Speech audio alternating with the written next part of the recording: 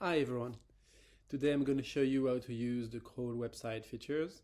It basically takes a URL as an input and returns everything related to the content on that page on the following columns.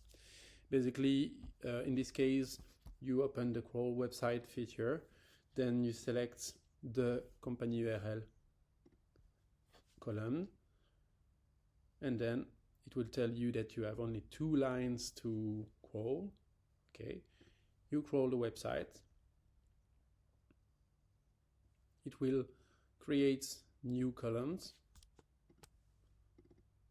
including the page title, page description, the headings, basically the H1, H2, the 3, 4, 5, and concatenate everything.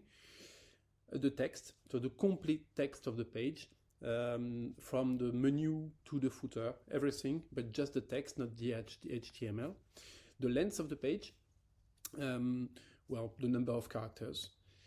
Something that's interesting to note is that in Google Sheets, you cannot get more than 50,000 characters in a single cell.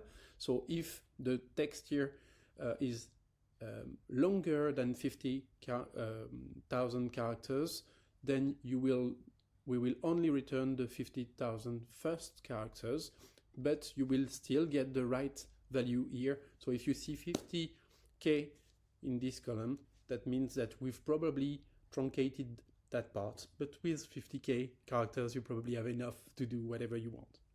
So the feature is finished. As you can see, for OpenAI, I got the title of the page, the description. Basically, Anthropic doesn't seem to have a description on their page.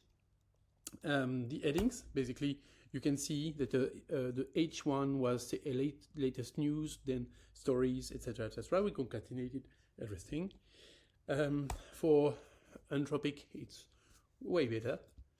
And this is the complete page. So you can see that there's a lot of contents here too, and the length of the page.